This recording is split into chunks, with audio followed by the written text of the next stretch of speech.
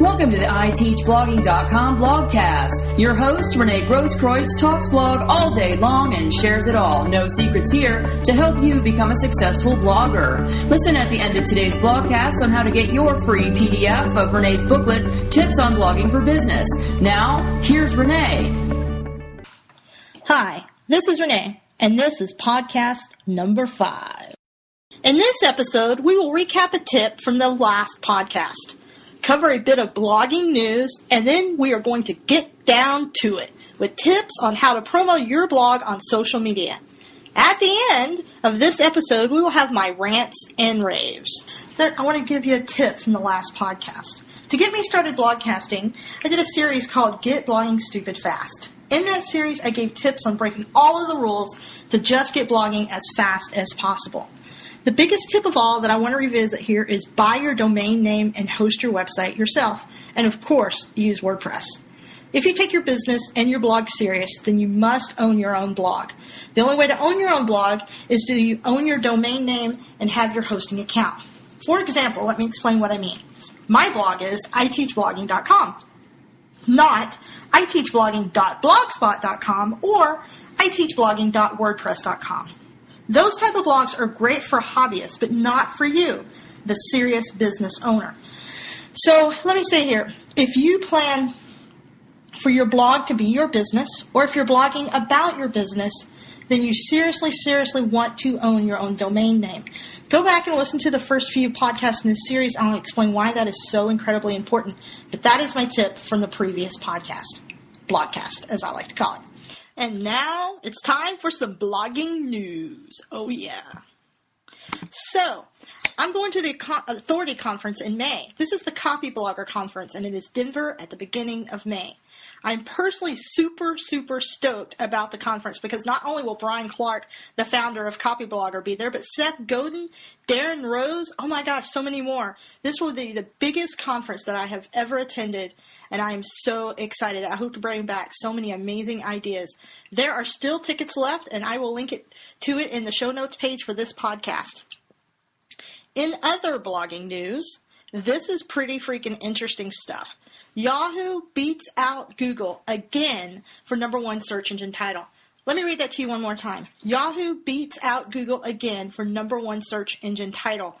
That, as a blogger, is not what we exactly expect to read. So before I go on and read the details about this, I want to let you know why I'm sharing this information. As a website owner and as a blogger, we always tend to think about Google when we think about stats and making the front page. Even in my classes, I have a saying, because Google says so.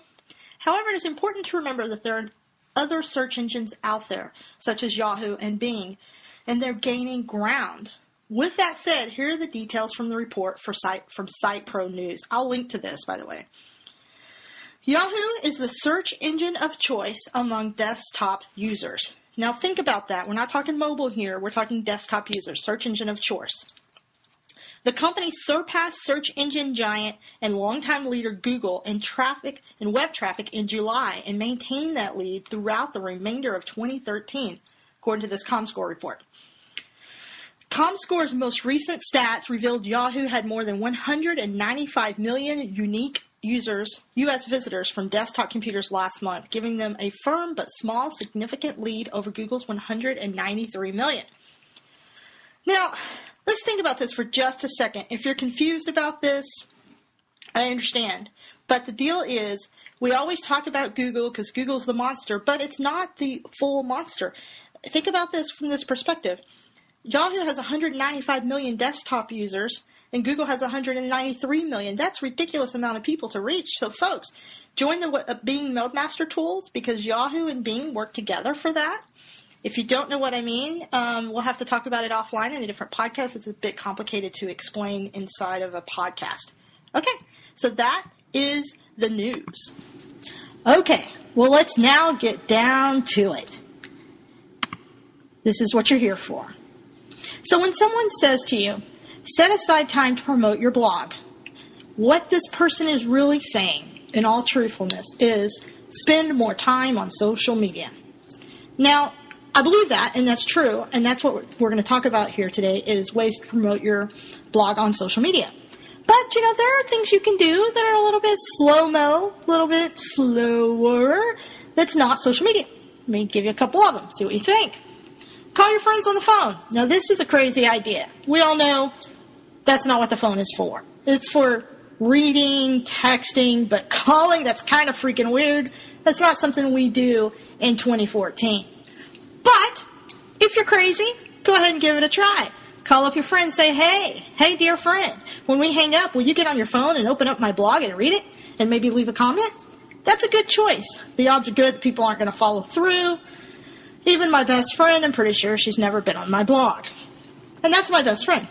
You could send an email to your friends and coworkers. Now, this one might work better because you could put a link to the blog in the email, so therefore they don't have to work as hard. They don't have to type in the blog URL, right? They don't have to remember it. But if they just click on the link, they might actually do that. You could ask people at a networking meeting. But it kind of goes like this. Hey, Mr. Person that I just met at a networking meeting. Blah, blah, blah, blah, blah. I have a blog. When you get home, will you check it out? Of course I will. And they get home and they're like, first of all, if they remember you, which hopefully they do, they're like, oh crap, what was that domain name again? Yeah, okay. Before I go too far here, consider that social media is not a magic bullet. It is not the secret that you've been looking for. Basically, it takes time to build a blog. It takes time to build a blog audience. And not all blog audiences are created equal. Just to give you some perspective, I've shared some stats about email open rates below. Here they are. They'll be below in the show notes. By industry, educational organizations experience the highest average email open rate at 26.2%. All right, cool. So if you're, I don't know, like a education foundation that I'm a board member of, or a school, then you've got a better chance of somebody opening your email at 26.2%. And then computer software, financial services, and all of those, it keeps going down from there. So basically, what I'm saying here is even emailing your friends, don't expect the best possible open rate. With your friends, you might get them to at least open your email, and then hopefully they might click on the link.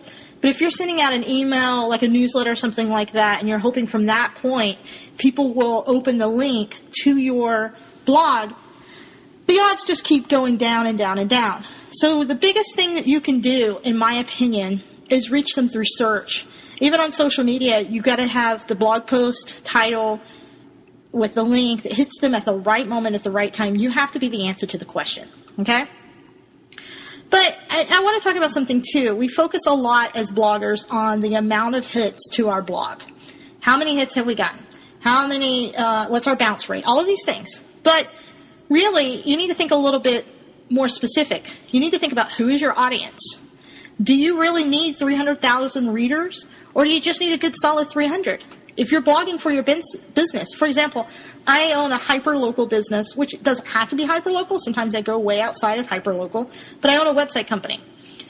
I can only handle so many website clients a month, and that's just the flat-out truth, unless, of course, I want to go out and hire and expand and things like that, which is I'm not opposed to that. But with the team that I have currently, I can only handle so much. So getting 300,000 readers to my business blog for DFW website designers would probably be awesome. And the big question there would become how many of those convert, which that's a whole other conversation that I'm not going to get into today. But what good is 300,000 visitors if they don't convert, right? So maybe you just need a good solid 300 readers. Maybe you're a local accountant and you're blogging and you're just hoping to get, 5 new clients a year, whatever the answer is there. So consider the fact that while you're blogging for the humans, you really want to think about who your audience is and what the purpose of this blog is. So the things I'm going to go over here with assume that you have an existing blog with content or content in process, and that you have your social media accounts created. I'm not going into how to do all of that today. With that said, the first thing that you want to do, and this is a bit in depth of a process, and I'm going to show all of this in the show notes, but I just want to go over it here. Define your audience. Make a list of client types. For example, if you're a party supply company, then who is it that makes the decisions for parties and events? The obvious answer to this question from a domestic perspective is generally moms, okay? But there are other types of events such as corporate and church and many others. So you want to make a list of your clients. Who's the type of people that you're trying to reach? If you're an accountant, you're trying to reach the small business owner. If you're a large accountant company, then you're trying to reach the large companies. You really need to know who your audience is. That way you know who you're working for. So then make that list. Just set it aside. All things start with content. So the next thing I'm going to do is one of my most used tools ever is Microsoft Excel. I use it constantly. Now, I am transitioning a little bit to the Google Drive documents, the spreadsheet document there, because I'm doing things with people and it's easier to collaborate. But whichever. So it could be Google Docs or it could be your Excel, whatever works best for you, just spreadsheet document. Create a spreadsheet. Across the top, you're going to have blog title URL, tweet, and Facebook update. Okay? This is just to help you start getting organized. This helps me a lot. However you want to do it is up to you, but this is the system that most of my consulting clients use. The second thing that you're going to want to do is in that spreadsheet, you're going to put your blog title. You're obviously going to put your blog title URL, okay? But then you need to write at least one tweet for each blog post. So, for example, I always tell my clients to launch their website or their blog with 20 posts ready to go. So you're going to want to pre-write each tweet for each one of those blog posts. I think it's great if you have 2 to 3 tweets per blog post, but, let's not kill ourselves here. We're all busy. Now, here's a little note on those tweets. They should be 100 to 120 characters. You may ask why. Well, the reason is because you want people to retweet it, so you got to leave room for the longer character handles. So that's pretty much that. The second thing you want to do is write a Facebook update for each blog post. If you're short on time, it could be the same as your tweet, but considering that Facebook allows much more content, there's really no limit at this point.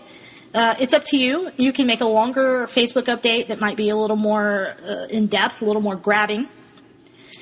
And the other thing that you're going to want to do, because most likely your blog URL that we referenced before is long. So, for example, a blog URL for me might be iteachblogging.com/ my category name and then how to write a blog post. Okay? So that's really, really long. I'm probably already exceeded my 110 characters right there. So I need something to shorten that link. Well, thankfully, there are plenty of options. I use Bitly, but you can use the one built into Hootsuite, or there are other shorteners out there. It's really up to you. I use Bitly. I love it. I like to look at the stats. I'm kind of obsessed with them. But the choice is yours, but you're definitely going to want to sign up for a link shortener of some type. Now, Bitly's free. There are corporate versions of Bitly, but I've never even needed them. The other thing I'd like to say here about Hootsuite is I pay a monthly fee for Hootsuite. I think it's $5.99 a month. It's basically a social media dashboard tool. You can connect everything ranging from your Twitter account to your LinkedIn through that, and it'll make it a lot easier and faster to manage. Another great thing about this tool is that you can pre-schedule your social media updates. So my recommendation is go ahead and sign up for Hootsuite.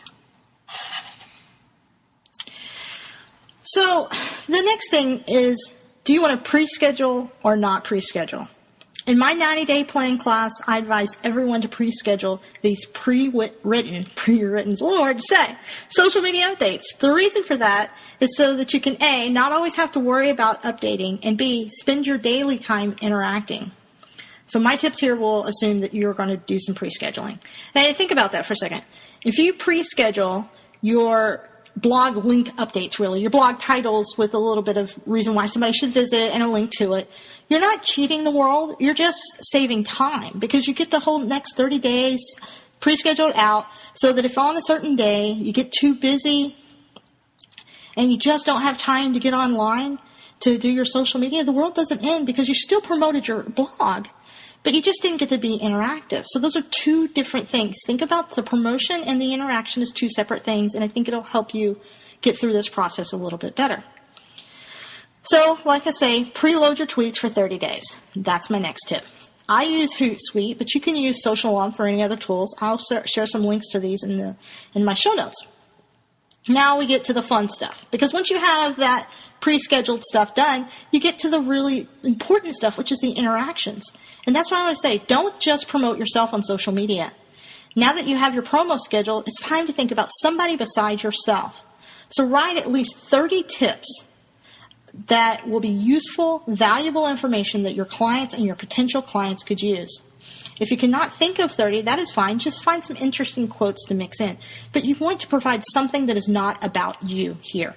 And including that, you could go and find things that are relevant to your field, maybe, like WordPress tips or copywriting tips or things like that. Things that I don't necessarily focus on myself, but that are relevant to the blogging world. For example, maybe I'll go find some grammar quotes or something of interest, and I'll share those on my social media.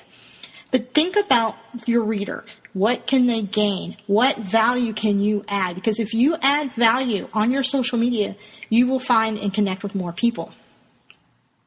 So my tip here is go back and schedule those for 3 hours after your blog update, because you don't want everything to go out at once. You want to keep the day moving, right? So if you have nothing else but 2 updates a day, one of them should be a link to your blog post, and one of them should be some kind of tip.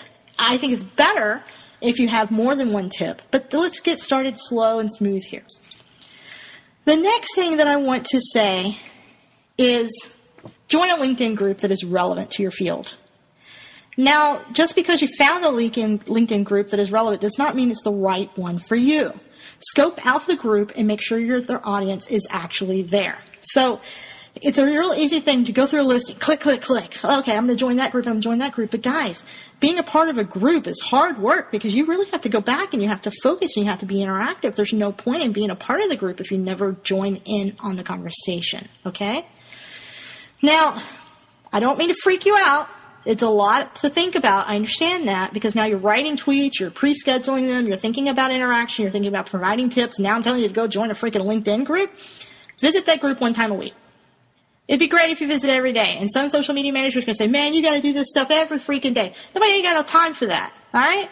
So what I'm telling you here is try to set a goal of 1 time a week. You may find the group to be really fun. And once you get into it, you're going to be like, God, I can't wait to go check that LinkedIn group again. Before you know it, you're sitting on your cell phone and you're checking your LinkedIn group. Great for you. But if you can just get there 1 time a week and leave several comments, that's awesome. Now, on an average day, spend 15 minutes. Here's what you do. Start with Twitter. If you can do nothing else, use Twitter. I'm a big fan of Twitter. I wrote a book about it. That's kind of my gig. I love Twitter. Scan for the updates. See if there's anything that somebody has connected with you, somebody has asked you a question, anything you need to address. That's the first thing you want to do. Then go back to your home and scan the updates of people things have sent out. You know, other people's tweets, other people's Facebook updates, other people's Google Plus updates. You notice I didn't even get into Google Plus here, but don't forget about it. This is just a general theory. So like a few. The ones that interest you, click that retweet button. Add a valuable comment when you can. Hit that like button on Facebook. Say thank you. If you have nothing else to say, but somebody says something that adds value in your field, say thank you so much for that information. It was great to read. Here was my favorite part. You know, whatever. Be on Twitter every single day. I believe that Twitter is the heart of social media, and I believe if you only have time for one thing a day, it should be Twitter. There will be days when you flat out do not have time for even Twitter.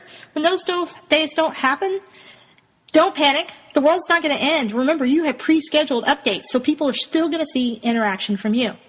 Now, spend 5 to 7 minutes 2 times a day. Check your mentions. If someone retweeted you, thank them for it. If someone followed you, check them out. See, if it's not a competitor or it's not porn, then follow them back. Retweet someone that followed you. So when you get a new follower, go through. If you find that they're valuable enough for you to follow them, and then scan through their latest updates and share it on Facebook or retweet it. Be interactive.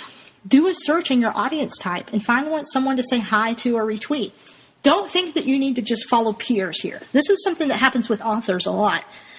Everybody follows other authors, and that's fantastic. That's great because with authors, you can learn, and there's 2 purposes to social media: to learn or to interact, okay?